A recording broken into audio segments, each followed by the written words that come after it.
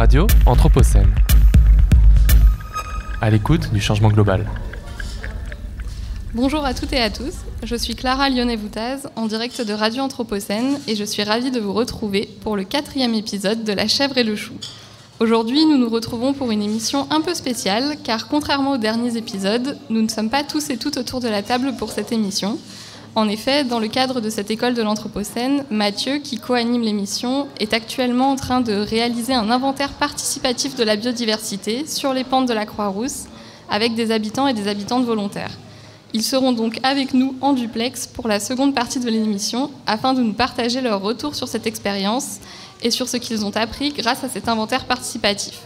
Mais avant cela, nous allons aborder des questions soulevées par ce type de démarche, autour de la participation des habitants, de leur connexion ou de leur déconnexion avec la biodiversité urbaine, et autour du bien-être qui peut être associé à la fréquentation de la nature en ville.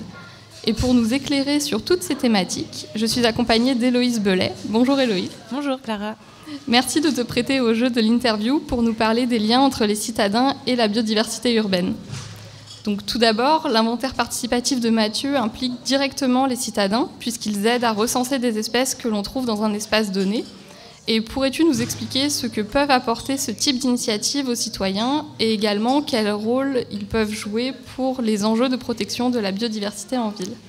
Oui, alors tout d'abord, les sciences participatives, moi je vais me concentrer sur le domaine de la biodiversité en ville, mais c'est quelque chose qui est beaucoup développé dans tout un tas de disciplines.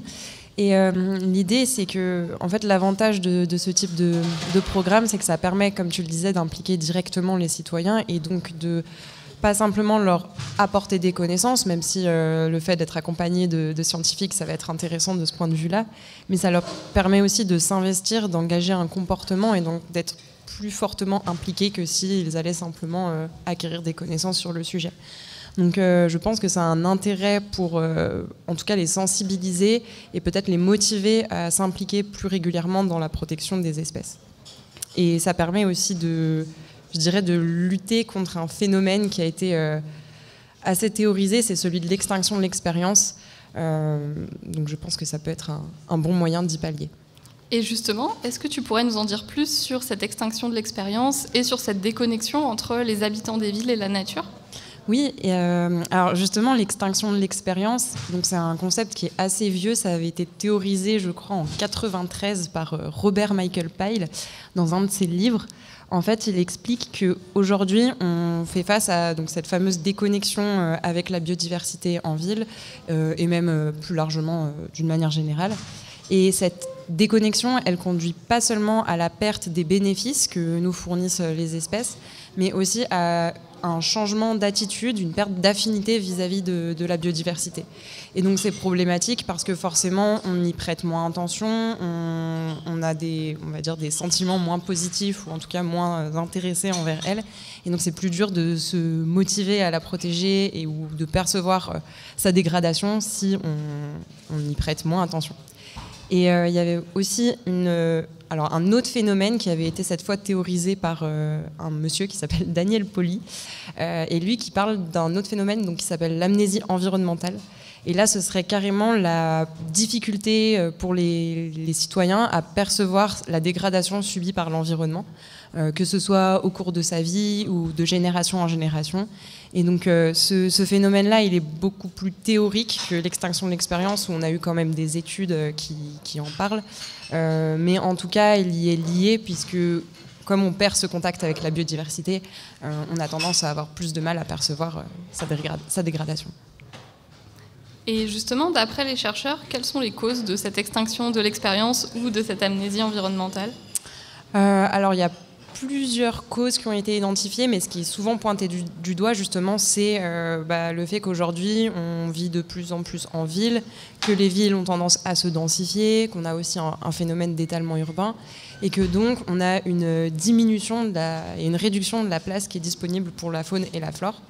Et donc, par conséquent, on va être moins confronté aux espèces en milieu urbain. Et en plus, on va être confronté à une faune et une flore qui est moins riche, moins diversifiée. Par exemple, je sais que Pyle parlait du fait que la biodiversité à laquelle on est confronté au quotidien, c'est vraiment ce qui est dans ce qu'on appelle notre environnement accessible. Donc en fait, l'espace qu'on va fréquenter au quotidien, par exemple le trajet domicile-travail et le domicile et le travail. Et en fonction de notre capacité à se déplacer, du trajet qu'on va effectuer, cet environnement accessible, il est plus ou moins riche. Et quand on a des espèces qui s'éteignent dans cet environnement accessible, ou en tout cas qui ne s'y trouvent plus, pour nous, c'est comme s'il y avait une extinction de ces espèces, puisqu'on ne va plus les voir au quotidien. Donc ce serait la principale raison. Et on parle aussi un petit peu parfois des nouveaux modes de vie, notamment avec toutes les nouvelles technologies, les films de plus en plus performants et qui nous permettent de vivre des expériences de biodiversité sans aller à l'extérieur. Et justement, comment pourrait-on recréer ce lien avec la faune et la flore ? On pourrait penser à fréquenter des espaces verts. Est-ce suffisant ? Alors, je ne sais pas si c'est suffisant, mais je sais qu'il y a eu plusieurs recherches, notamment des travaux de certains auteurs qui mettent en avant l'importance de prendre en compte les différentes expériences de biodiversité. C'est-à-dire qu'en fait, en fonction de ce qu'on va faire, on ne va pas développer les mêmes liens avec la faune et la flore d'un espace. Aller fréquenter les espaces verts, c'est bien, mais c'est important de varier peut-être ces types d'expériences. Par exemple, dans l'article auquel je pense, les auteurs expliquent que ça va être très différent d'aller par soi-même se promener dans la nature, observer par exemple les oiseaux, et aller à une sortie ornithologique qui est imposé peut-être par, je sais pas, son école, son université. Dans un des deux cas, l'engagement est plus fort parce qu'on y va de nous-mêmes, donc on est peut-être un peu plus impliqué, mais dans l'autre cas, on va avoir un apport de connaissances qu'on n'aura pas forcément en allant nous-mêmes nous promener. Et donc les auteurs expliquent que ce serait le plus important, ce serait justement de prendre en compte ces différentes expériences et d'essayer de les varier et donc de créer différentes formes de contact avec la biodiversité. D'accord. Et justement, par ce contact avec la biodiversité, souvent on fait le lien avec des questions de bien-être. On entend souvent parler du bien-être qui serait apporté par la nature. Donc si on applique ça au cadre urbain qui nous intéresse aujourd'hui, est-ce que le contact avec la nature en ville peut apporter du bien-être aux habitants ? Et est-ce que tu sais si des études existent sur ce point ? Oui, alors il y a tout un tas d'études qui ont montré les bénéfices pour la santé, donc à la fois physique et mentale des citoyens, donc fournis par la biodiversité.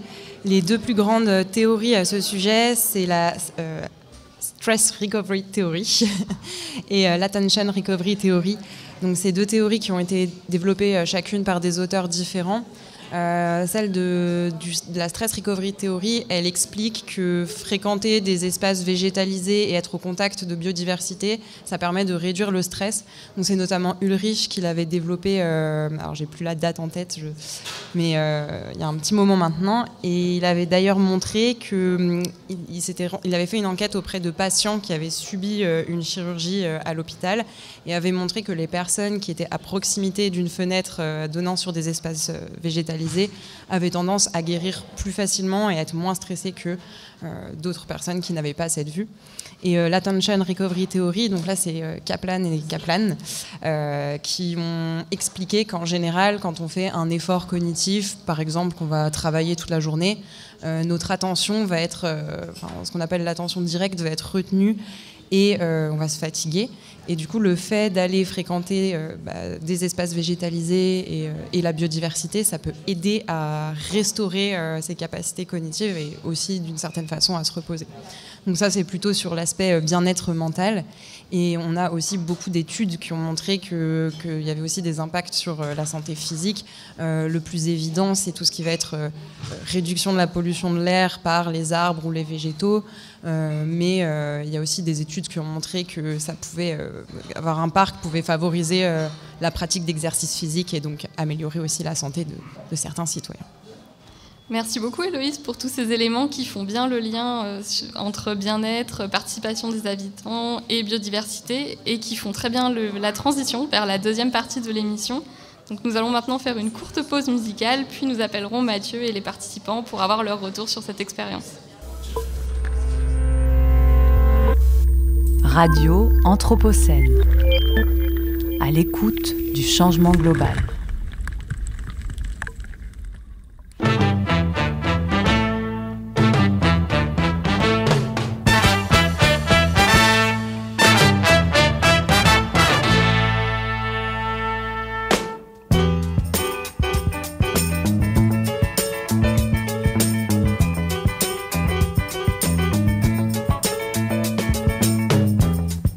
tarde balanera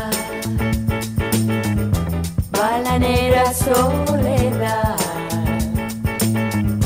con batea en la cabeza,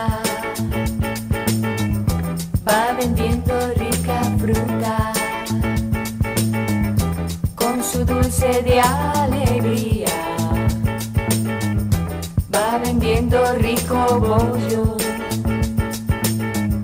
pregonando, pregonando. ¡Alegría! ¡Alegría con coco y anís! ¡Aguacate! ¡Aguacate los mamones! ¡Alegría! ¡Alegría con coco y anís! Pollo limpio, pollo yuca y de mazorca.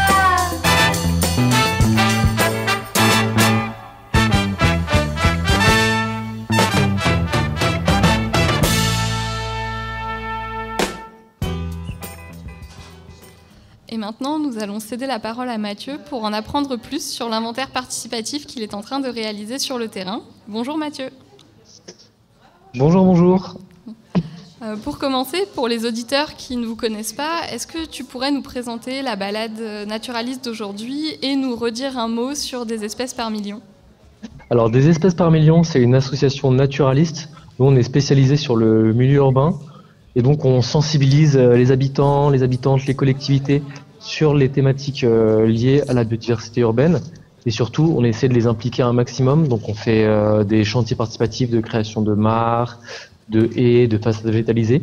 Et là, aujourd'hui, on les implique même d'un point de vue scientifique, puisqu'on les ouvre aux sciences participatives et on fait un inventaire participatif de la biodiversité, donc dans les pentes de la Croix-Rousse. Là, actuellement, on est au parc de la Cerisée, dans le 4e arrondissement. Et justement, peux-tu nous expliquer concrètement ce que vous êtes en train d'observer et comment vous réalisez cet inventaire? Eh bien, on s'est donné rendez-vous en centre-ville et l'idée, en fait, c'est d'aborder déjà le milieu vraiment urbanisé densément, où là, on va juste voir quelques petites plantes qui ont bien voulu pousser entre les anfractuosités du béton. Et puis, petit à petit, en fait, en rentrant dans le parc, on voit que les espèces qui nous entourent commencent à être différentes, voire totalement. Et donc là, en fait, on est tous autour d'un énorme bout de bois mort. On l'a soulevé et on regarde, en fait, toutes les espèces qui y habitent. D'accord. Et pourquoi avoir choisi les pentes de la Croix-Rousse aujourd'hui, s'il y a une raison particulière? La raison, c'est que c'est un terrain qu'on a pas mal étudié, puisque nos locaux sont dans les pentes de la Croix-Rousse, justement. Et parce qu'en fait, le 1er arrondissement, particulièrement, c'est un des plus densément peuplés d'Europe. Et on a des endroits qui sont à peu près sauvages via les Balmes, et d'autres qui sont carrément très très urbanisés, hôtels de ville, etc. Donc je trouve que c'est intéressant en fait en général pour aborder la biodiversité en ville. On a bien un gradient de naturalité. Merci beaucoup Mathieu. Et maintenant que tu as posé le cadre, nous serions très curieuses de savoir comment les participants et les participantes vivent cette expérience. Donc aurais-tu trouvé un ou une volontaire pour témoigner et répondre à nos questions? Alors oui, j'ai trouvé une volontaire, elle s'appelle Nicoletta. Je devrais pas tarder à vous la passer au téléphone. Nicoletta, t'es prête? Bon, on va te poser des questions par rapport à cette sortie et libre à toi d'y répondre. À bientôt. Allô? Oui. Bonjour Nicoletta. Bonjour, enchantée. Oui. Enchantée. Donc je m'appelle Clara et c'est moi qui vais vous poser quelques questions sur l'inventaire participatif. Merci beaucoup déjà d'avoir accepté de répondre à nos questions. De rien. Dites-moi. Pour commencer, est-ce que c'est votre première balade naturaliste, votre premier inventaire participatif, et est-ce que l'expérience vous a plu? Ah non, j'en ai fait plusieurs, depuis des années, j'en ai fait plusieurs. Oui, je suis une bénévole et puis une passionnée des espèces par million. Donc dès que j'ai le temps, je les suis. D'accord. Voilà. Bon, alors je pense que vous avez en partie répondu à ma question suivante, qui était de savoir ce que vous recherchiez avec cette balade et pourquoi vous aviez eu envie de participer. Donc déjà, je veux m'instruire dans tout ce qui est biodiversité, voilà, et même être capable après, à mon tour, de transmettre un certain savoir. Oui. Donc aux autres, enfin, je veux dire, c'est vrai que je prendrai un peu le relais d'autres groupes quand les salariés de des espèces par million n'auront plus le temps, voilà, de faire des visites guidées pour le public. Il y a ça aussi. Et voilà. Et puis effectivement, j'apprends toujours quelque chose. Et je veux en apprendre de plus en plus. Et voilà.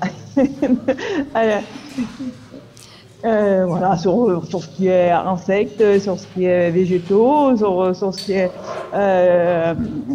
voilà, oiseaux.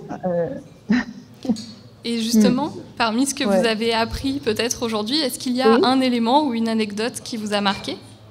Par exemple, voilà, qu'il faut, on essaie souvent d'attraper des insectes un peu pour les montrer, un peu pour les étudier, un peu pour les garder.